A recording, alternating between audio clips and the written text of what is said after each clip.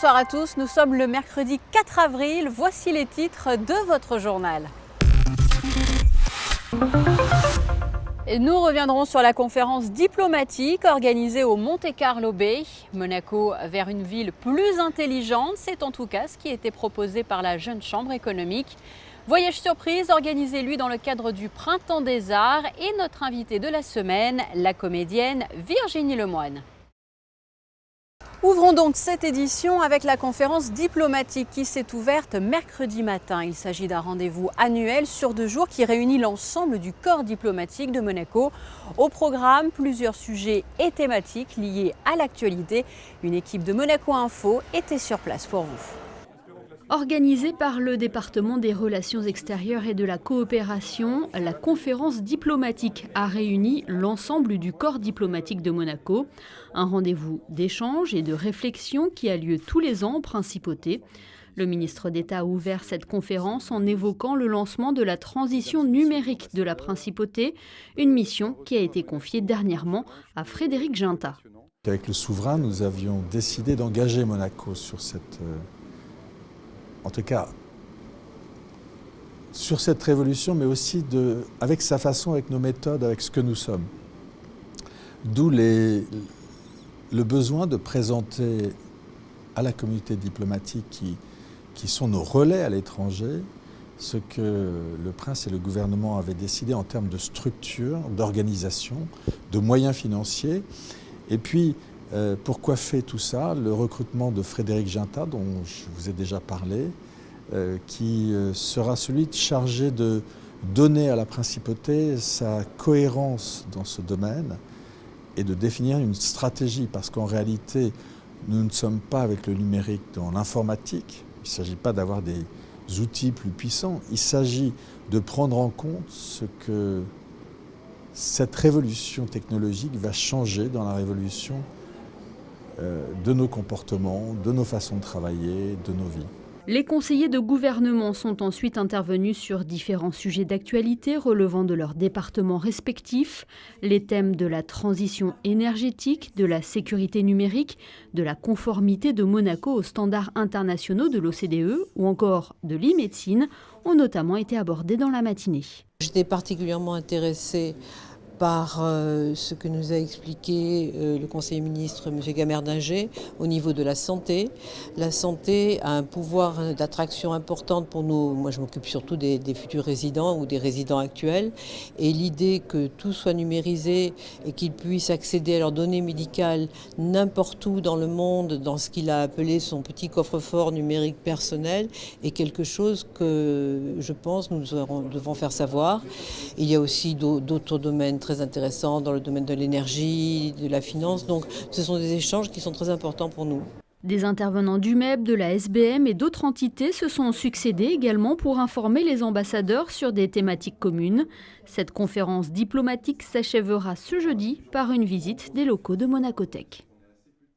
Du Monte Carlo Bay à l'hôtel Méridien, où la Jeune Chambre internationale a organisé récemment un petit déjeuner-conférence en présence de nombreuses personnalités et d'acteurs économiques désireux d'en savoir plus sur la thématique développée au cours de ce rendez-vous, Monaco vers une ville plus intelligente. Christine Datomel.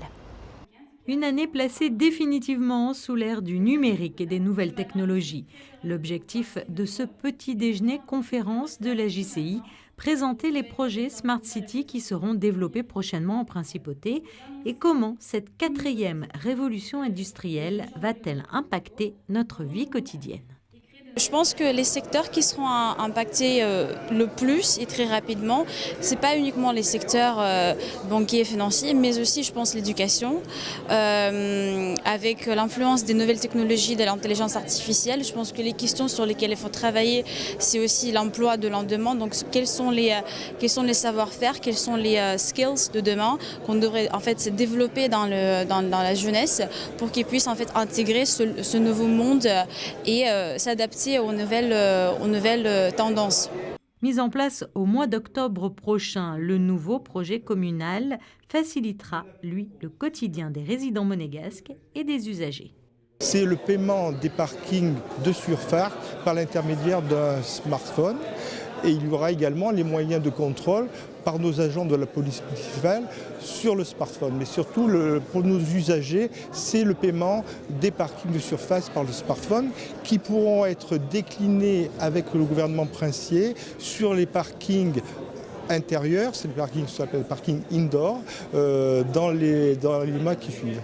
Un autre projet sera mis en place d'ici 2 ans en principauté, une nouvelle carte d'identité monégasque électronique avec la possibilité d'avoir accès à des e-services. Cette carte d'identité monégasque avec une identité numérique commune avec les autres supports qui concerneront la totalité de la population monégasque, comme les cartes de résident, les permis de conduire, les permis bateau, les cartes de travail. Il y a beaucoup d'applications.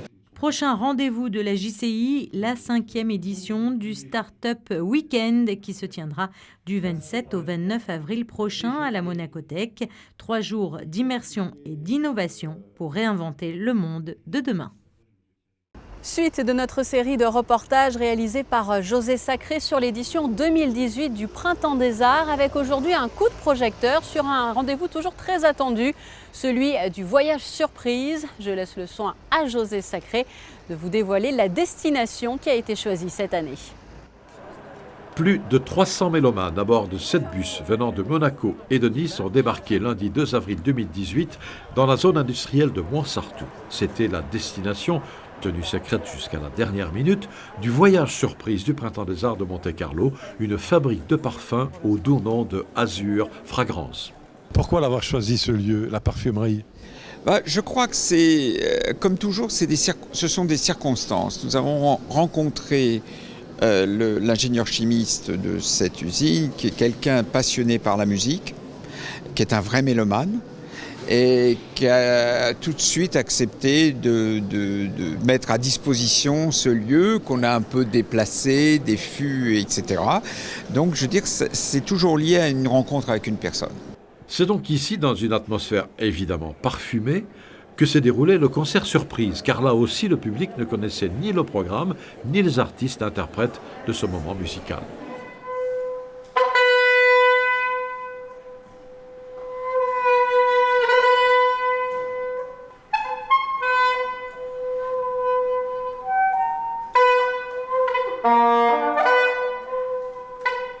En ouverture, une sequenza de Luciano Berio, interprétée par Carmen Lefrançois, saxophone soprano. Puis, un programme de mélodies américaines de Charles Ives, George Crump et de Luciano Berio, interprété par la mezzo-soprano Isabelle Duruet, avec au piano Anne Le Bozec. Et, surprise, Stripsody.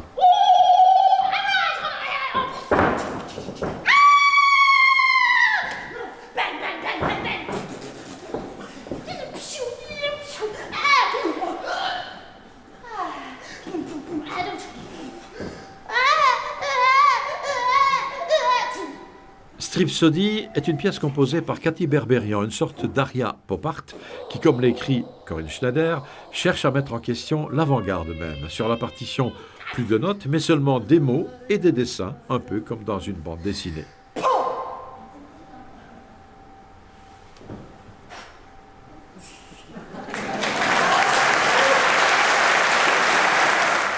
Après une pause, le voyage s'est poursuivi en rêve, cette fois, grâce aux chants et musiques de 3 artistes indiens.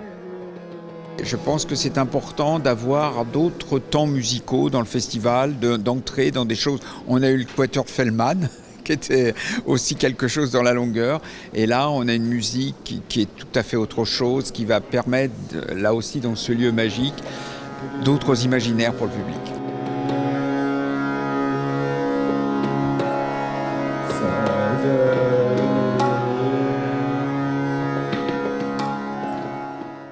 Passons à présent à votre invité de la semaine. Il s'agit de Virginie Lemoine. Nous avons eu l'occasion de la rencontrer il y a quelques jours au théâtre Princesse Grace, à proximité justement de la scène sur laquelle elle jouait. Virginie Lemoine, bonjour et merci d'avoir accepté d'être notre invitée de la semaine. Vous étiez en principauté à l'occasion de la représentation de la pièce Piège mortel, ici même, au théâtre Princesse Grace. Alors du coup, toute première question, comment le trouvez-vous, ce théâtre? C'est un théâtre, personne ne peut vous dire autre chose que splendide. Moi, je suis venue plusieurs fois, c'est toujours un honneur d'être programmée dans cette salle magnifique. Un bonheur, c'est une salle somptueuse, vraiment. Et puis c'est une couleur caramel comme ça, rare au théâtre. Alors nous sommes justement devant la scène où vous interprétiez un rôle bien particulier dans Piège mortel. Est-ce que vous pouvez justement un petit peu nous le présenter? Je suis la femme de Sidney Brown, qui est interprétée par Nicolas Briançon, qui est un écrivain un peu sur le déclin. Il a eu un succès, puis après c'est allé un peu de carré en scylla. Et il reçoit dans les mains une proposition de pièce qu'a écrite un jeune homme qui est absolument extraordinaire et formidable, dans laquelle il est pressant, ça peut être potentiellement un succès extraordinaire. Donc, personne ne sait que ce jeune homme lui a envoyé la pièce, personne ne connaît le jeune homme, donc il le convoque, et puis il me fait entrevoir le fait que finalement, s'il le supprime, personne n'en saura rien, puis ça pourra devenir sa pièce. Donc, je lutte déjà pour ne pas que ce jeune homme arrive, et puis pour ne pas qu'il l'invite à la maison, mais il l'invite quand même, et puis une fois qu'il est arrivé, je lutte pour qu'il ne lui arrive rien, ce qui n'est pas très facile. Et après, la pièce, je dois dire, va de surprise en surprise, des coups de théâtre, mais absolument inattendus. Et je vous propose d'ailleurs d'en découvrir un extrait. On se retrouve juste après cet extrait, donc. Et tu sais quoi? C'est la meilleure idée que j'ai eue depuis très longtemps. Oh, pauvre Sidney. À quoi sert d'avoir une masse à la maison si on ne s'en sert jamais? T'auras une bonne idée, toi aussi, hein? Puis un jour, t'écriras une pièce encore meilleure. Je te parierai pas là-dessus, s'il te reste de quoi parier. Exagère pas, hein? Ah oui, on n'est pas poursuivi par les huissiers. Mais jusqu'à quand? Moi, j'aurais fini par te ruiner. On va ruiner ensemble.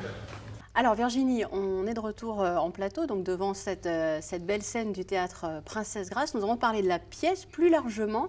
Qu'est-ce qui vous a donné, peut-être dans votre enfance ou votre adolescence, l'envie de devenir comédienne? Alors peut-être des auteurs ou des personnages justement au théâtre? Moi je voulais être danseuse classique quand j'étais petite, et puis j'ai jamais pu faire de danse parce que mes parents ne m'écoutaient pas. Et c'est une visite à la Comédie Française avec mon frère aîné. On avait été voir La Puce à l'oreille avec Alain Feydeau notamment, et mon frère aîné avait une amitié avec lui parce qu'il lui donnait des cours d'orgue, et Alain Feydeau nous a fait visiter les coulisses de la Comédie Française. C'est vrai, ça m'a fait rêver. Et le lendemain, pendant mon petit déjeuner, je lui ai dit oh, j'aimerais bien faire du théâtre. C'est parti de ça. Il m'a dit ah écoute, je me suis inscrit au Conservatoire de Rouen pour avoir une tenue de scène, etc. Viens avec moi. Et je suis allée au Conservatoire de Rouen avec lui, et puis j'ai eu 3 semaines de préparation avant le concours, et puis j'ai été prise, et puis voilà. Et ça s'est fait comme ça, voilà. alors finalement, tout naturellement. Voilà. On vous voit au théâtre, bien sûr, on peut vous voir donc sur scène, on vous voit aussi également sur nos écrans, à la télévision. Qu'est-ce qui, j'allais dire, vous plaît à la télévision ou même au cinéma? Et qu'est-ce qu'alors, j'allais dire, pas qu'est-ce qui ne vous plaît pas au théâtre, mais en tout cas, j'imagine que c'est différent. Oui, en même temps, c'est tout à fait le même métier. Alors là, il s'exerce dans son intégralité quand on est au théâtre, et c'est vrai que c'est très agréable d'avoir directement les gens avec nous, le public avec nous. On le sent, on le ressent, on les embarque, ce qu'on n'a pas au cinéma, mais c'est très rigolo aussi, c'est très plaisant. C'est pas le même espace, mais c'est le même métier finalement. J'ai pas de préférence. J'aime beaucoup la mise en scène aussi. Ça, c'est un carrefour que j'aime beaucoup. Un carrefour aussi qui est, j'imagine, qui repose beaucoup aussi sur le travail d'équipe. La mise en scène ou la mise en scène et même le théâtre oui. en tant qu'actrice, en tant que comédienne. Oui. Est-ce que c'est là aussi quelque chose qui vous plaît, ce travail d'équipe, de ne pas être seule sur un projet? J'ai plus du tout envie. Moi, j'avais fait un peu de one-man show, mais c'était juste pour me faire connaître. J'ai jamais pris de plaisir à l'exercice. J'ai plus du tout envie de faire ça. Oui, tout à fait, vous avez raison. C'est l'équipe, la troupe, ça c'est formidable. Virginie Lemoine, merci beaucoup. Merci à vous. Merci de nous avoir accordé ces quelques minutes. À bientôt. À bientôt. Voilà donc pour cet entretien avec Virginie Lemoine. Sachez que d'ici peu, vous pourrez retrouver sur Monaco Info un magazine rencontre avec Nicolas Briançon, qui était donc le comédien qui jouait sur scène avec Virginie Lemoine. Passons à présent à vos prévisions météo. Courte accalmie pour ces prochains jours, retour du soleil à partir de jeudi. Les températures remonteront pour atteindre jusqu'à 18 degrés dans l'après-midi.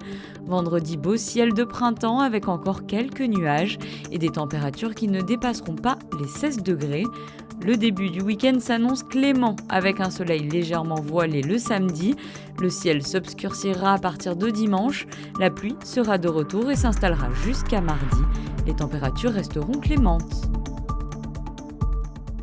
Fin de cette édition, merci pour votre fidélité. Je vous laisse à présent avec la suite de votre programme sur Monaco Info. Et vous le savez, l'actualité monégasque, c'est aussi sur l'ensemble de nos réseaux sociaux et sur notre application Monaco Info. À très bientôt.